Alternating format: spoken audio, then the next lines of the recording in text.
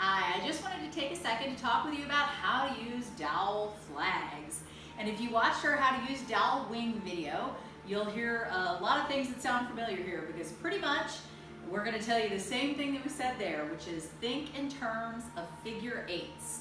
And so with the flags you have a little bit more flexibility simply because you're not dealing with the tail, but basically you're going to swing one way, swing the other way. So again, I'm making a figure eight.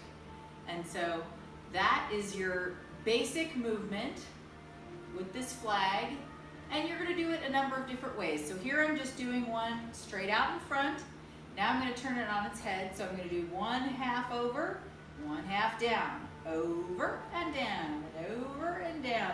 And you can pretty much do that any way you want. If I do it to the side, I'm basically wrapping the figure eight around my body. Here's one loop, here's the other loop. Here's one loop, here's the other loop. Now you can, with a flag, literally just do up and down, but really what you're doing, because you don't, if you go straight up and down, you'll get this. So you need to have a little bit of curvature to it, which means you're basically doing a really narrow figure eight, even if you're just bringing it up and down. Listen to that sound. We get great sound out of these large dowel flags. Anyway, so the other thing you can do is, I mentioned in my other one, is I sometimes like to wrap it around my body, which is basically 1/2 the figure eight, other half the figure eight, 1/2 the figure eight, other half the figure eight. And again, sometimes you'll do the figure eights where you're almost like drawing them on the ground in front of you, you know, or in the air. So again, just think in terms of figure eights. You can also obviously move with it, right? So you can spin with it. I love these flags. Unimpeachable Promises, great word. Anyway, and so that's basically how it works. Let me talk real quickly about using two.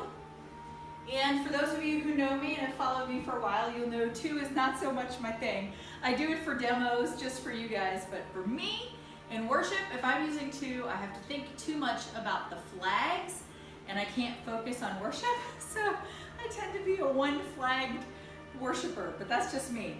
And so pretty much you're going to do things, the same things with both hands, either mirrored or in parallel. So this is in parallel. I'm moving both of them to the right, both of them to the left, and basically I'm literally just doing a small figure eight here. Because again, it all comes down to the figure eights.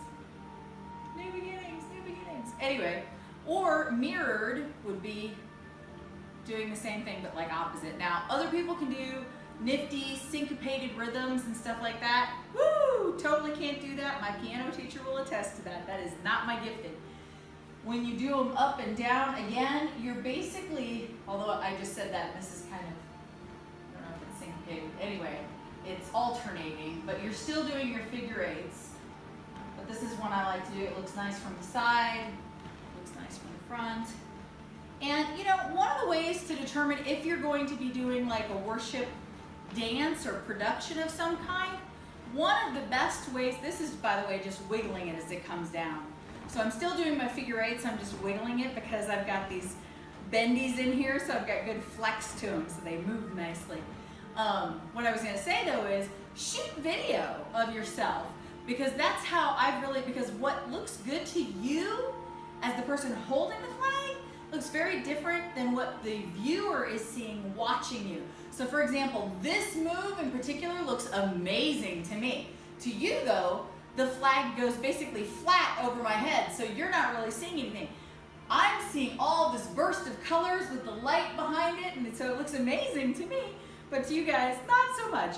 So again, when you do video of yourself, you can really kind of get a feel for what it looks like. So if you're going to be doing some kind of production, that's what I would suggest, is practice a little bit with some video, and you can see what you think. But anyway, those are just some basic moves to get you started. Here again, I'm doing parallel, and I go back to mirrored. The beautiful thing is the silk is so pretty that you don't have to like get that schmancy. The silk does so much as far as visual appeal that you can do some pretty basic moves and it'll still look amazing. So anyway, hopefully that was helpful. And if you have any questions, let me know. Otherwise, happy worshiping. God bless you. Have a great day.